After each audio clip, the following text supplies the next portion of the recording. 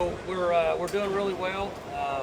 As far as updates on things you guys would want to know about, we're doing good with our offensive line. We're gaining some depth. Caleb continues to work and improve. Obviously, Maturko's there. They're switching off head to head every day. We're using all four running backs. We plan on using all four running backs. Quarterbacks are coming along really well. Spencer continues to progress. Shane's having good days. We like Tay Martin. We like what Brennan's doing. Braden Johnson will be practicing with us tomorrow. We kind of know what we get from him. And then all the young guys are just learning, trying to catch their breath. The Green twins and Bray. And then Cowboy backs. Austin is working. Quinn's working. Cassidy's working, getting some quality work.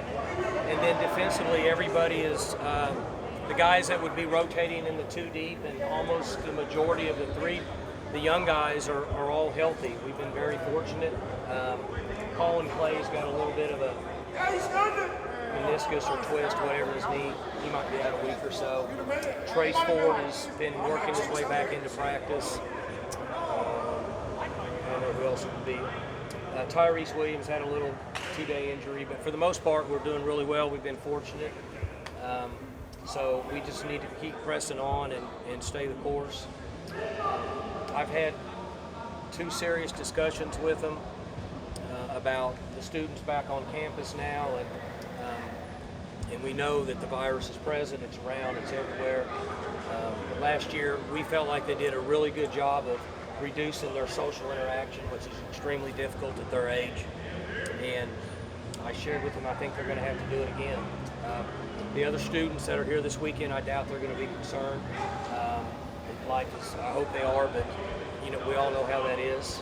I was driving home the other night, 2 or 3 nights ago, going the back way, going south where my house is, and I drove across 6th Street and saw what I would call a block party. Students were welcoming themselves back, and that's what we need to try to avoid as our guys. But anyway, I think we're doing good. So that's where we're at now, moving forward, and attitudes are great. How are things looking at the cornerback spot that you're good? Christian and Jarrett, those guys get a lot of work. Muhammad, Corey, they're in there. And then the young guys. So 24 and 0 are guys that are going to get probably 65% of the ones right now. And then those other guys are grabbing 30%. And then the young guys are working their way in. All those safeties are rotating through. Linebacker-wise, the guys that you think would be getting work are getting the work. Malcolm is working in there, and Devin's working in there, and then Jeff and let's see, one other one, 11.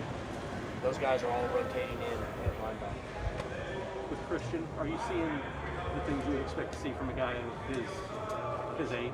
I just talked about him today in the meeting.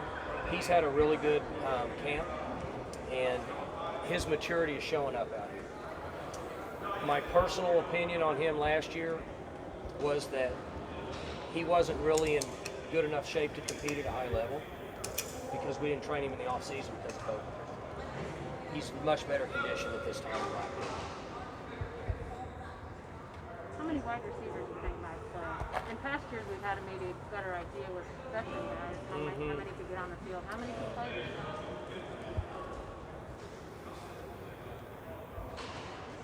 4 guys will play a lot, 4 that you would think. And then there will be 2 play 15 snaps a game, maybe 3, don't know yet. So 6 or 7, really 6. Do you like that number?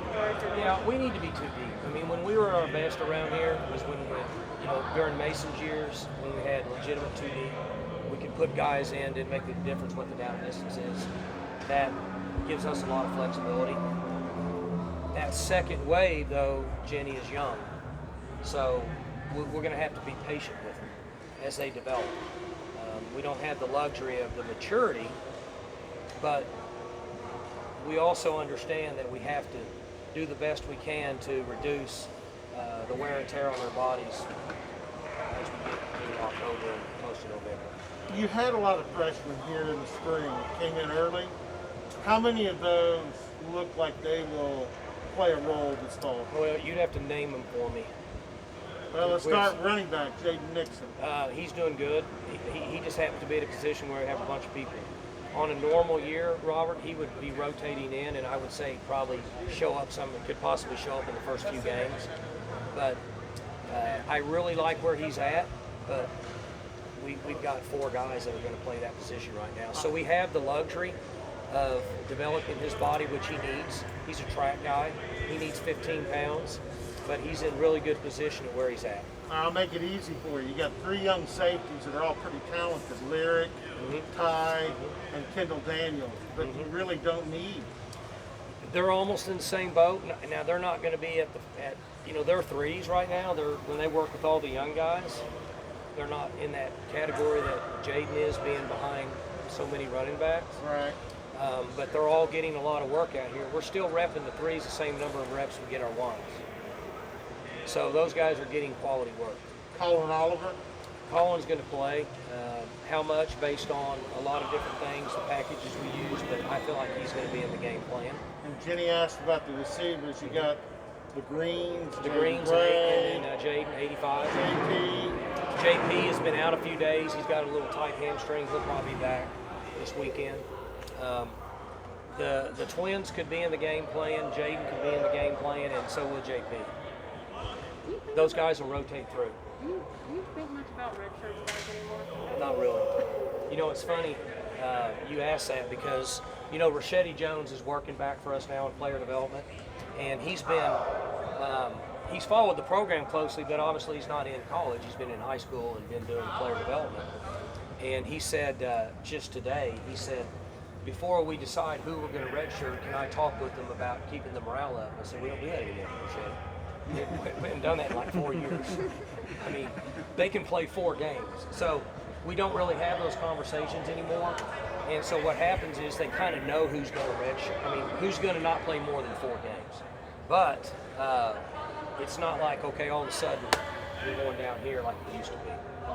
Again, with all your depth, how is that impacting your cover units and your return units as far as?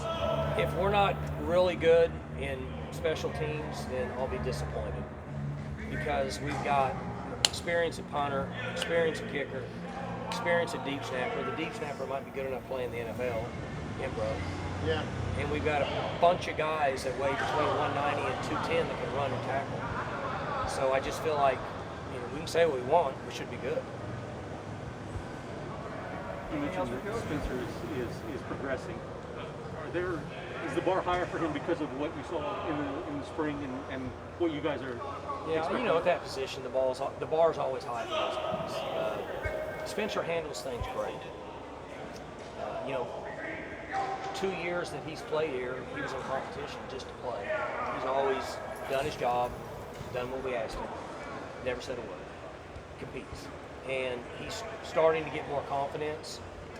He makes plays out here, but the defense makes plays against him too, which is good.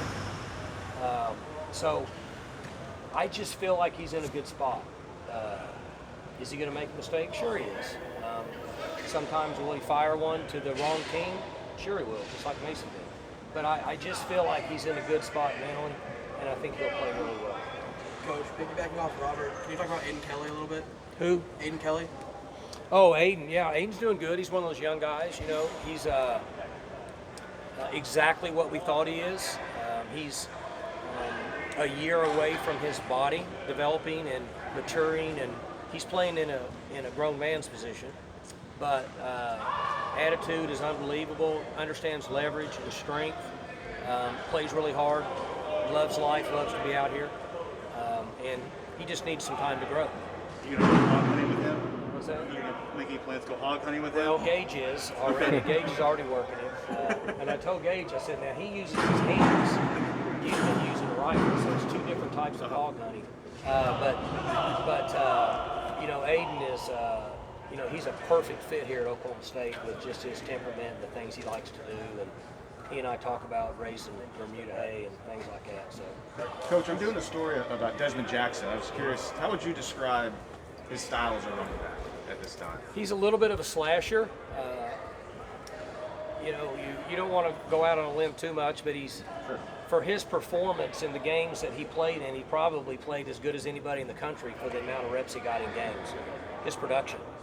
And I'm somewhat hesitant, and don't say this a lot, but he actually plays better in games than he practices. Now, he practices hard, but in games he slashes and seems to be more productive than he actually is in live settings in practice, which is kind of the important part of what we do. Now, there's very few young men that I've come across in my career that were actually able to do that. But there is a big role for him on our team with what he brings to the table. And when we put him in games last year and asked him to be successful, he was very successful.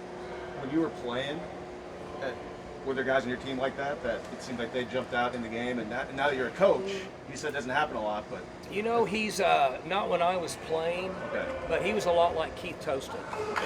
Toston might be a little bit more physical, and Dez might be a little bit more agile, but they have the style, they both run standing straight up.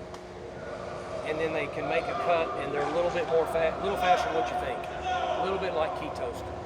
Like With you a few mentioned weeks that- in the system now, how's ETN looked within the brawl? He's doing good. He's still a couple weeks away, but he's being force fed. But Turco's young too.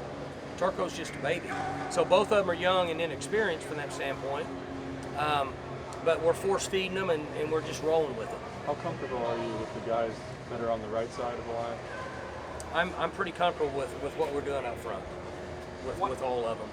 One more for Coach, guys. Well, go ahead. You never got Oh, well, thank you. I appreciate it. Yeah. I was just going to ask at the running back position. I know years before, you've had Chuba Hubbard, you've had Justice Hill kind of talked about, limiting their carries to not be too hard on them. How does that make this year different with having so many options at running back? Well, there's a lot of talk about that, but the advantage that any coach has, or coaches have in college football, is competition and depth.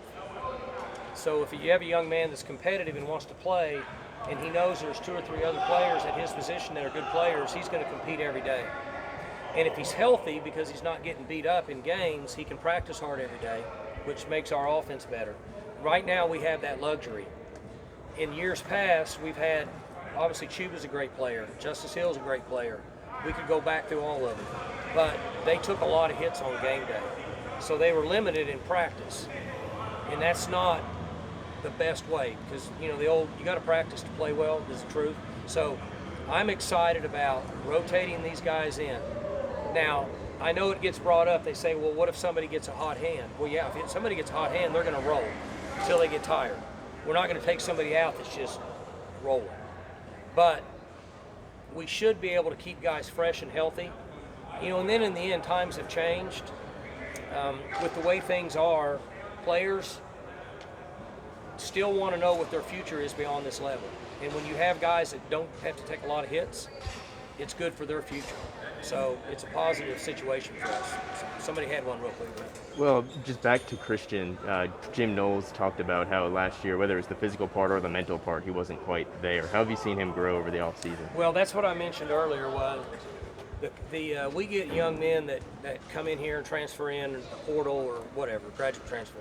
And the first thing that they will tell you is from wherever they came from, we weren't used to working like this. And with COVID last year, we didn't get to push our guys and get them in really good shape. He's in good condition now. Tay Martin's in good condition now. That's a big difference in our opinion, in order to play in this league. And so that's why it's no different than anybody here. If we're not tired and we're doing something, we can do it pretty good. Then go get really tired and try to do the same thing. You can't think, and you're not as productive. Well, that's what Christian was doing last year in games, and that's what Tay was doing last year in games. Now they're in good condition. I feel good about where they're at, so they should start performing at a higher level. And the guys behind him should be able to give him a little bit of a break this year. Anything else?